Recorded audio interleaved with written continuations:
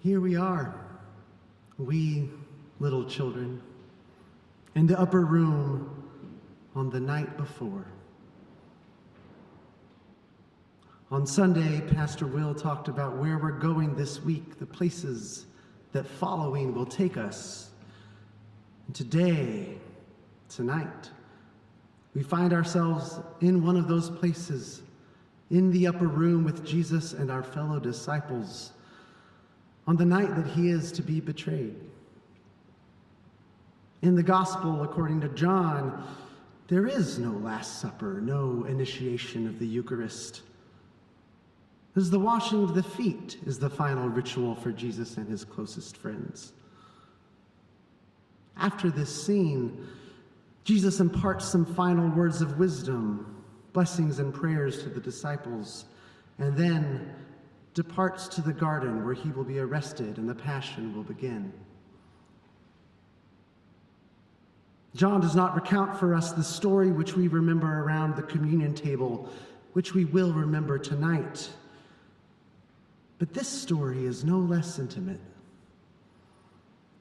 Think of these people, these disciples, traveling all over the region, largely on foot, literally following Jesus, walking. No one is carpooling to Capernaum. Think of what a strain following must have been on their bodies, on their feet, all to follow and stay close to their teacher, whom they are constantly learning is so much more than merely a teacher. And Jesus is astonishingly vulnerable in this scene. I had never quite noticed the way that he disrobes and wraps himself in a towel, the very same towel that he uses to dry the disciples' feet. His body, the same body which will be broken the following day, is exposed. No armor here, no walls or fences. Our modern minds might feel perplexed with this vulnerability, this exposure, this partial nakedness. But that probably says more about contemporary social mores than anything else. To me, I see a removal of barriers, of pretense, the humble exposure of a body that matters, a person who matters, an image of God. A reminder that as much as we live in a world where this resurrection is known, its truth inherited, Jesus was still a human being. A human who chose to put his entire body and soul into God's hands. And what is the very last thing he does with his body before handing himself over to the state? He washes his disciples' feet. And he tells them that this is an example, one they must follow. He tells them that we should do to one another what he has done to and for them. Much of the scripture we have encountered as we follow Jesus these last several weeks has concerned signs. This is the word that John uses to describe some of the more supernatural events of Jesus' ministry. Matthew or Luke might call a healing a miracle, but for John, it is a sign. One that tells us something particular and specific about who Jesus really is. John is concerned with understanding who Jesus is. It is not enough to simply call Jesus Messiah. That word can mean many different things. In order to follow him, we have to understand what kind of Messiah he truly is. Even Jesus himself seems to agree, which is why I suspect he so often instructs witnesses of these signs to tell no one. Knowledge of power, even someone else's, can spell disaster if it is not properly understood. The foot washing is not a sign in the traditional sense. John doesn't identify it as such, nor do most scholars.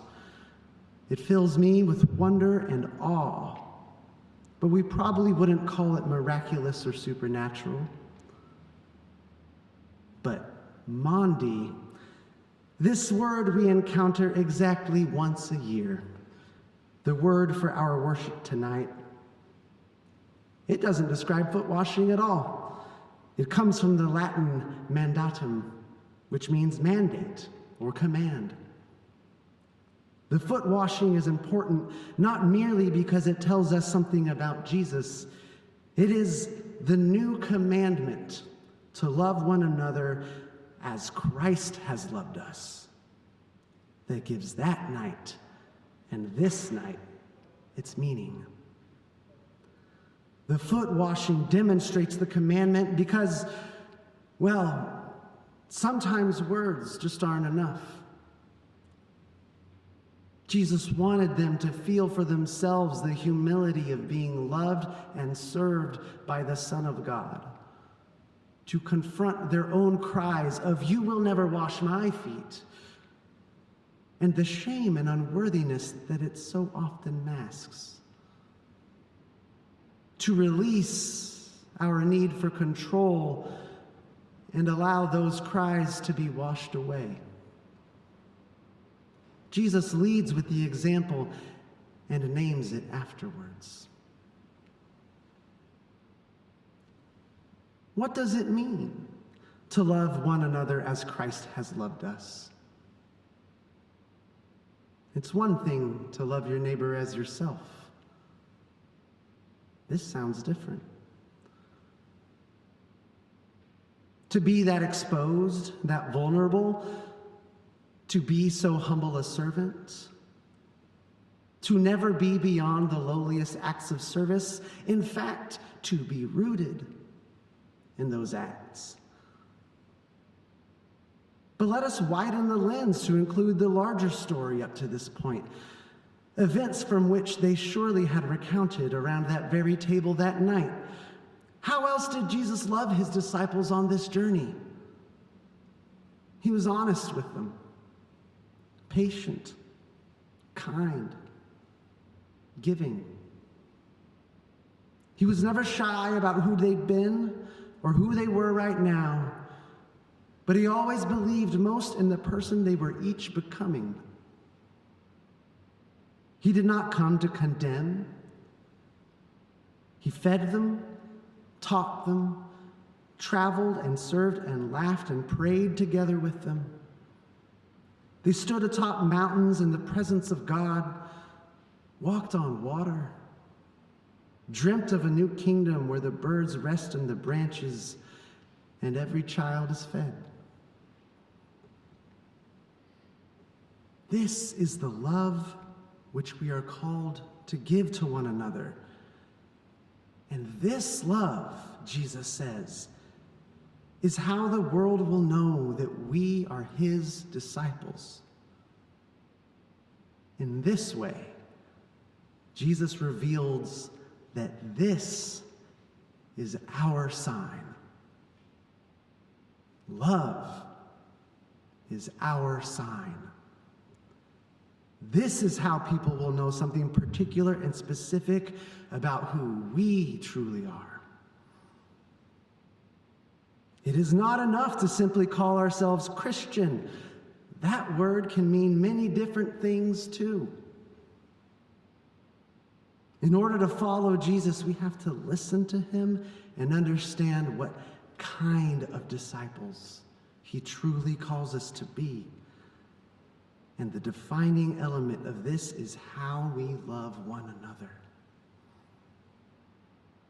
Not where we fall on any number of theological issues, not the creeds we profess, not the doctrines we surmise, not how many Bible passages we have memorized, not the lines in the sand we draw to keep others out, not who we convert.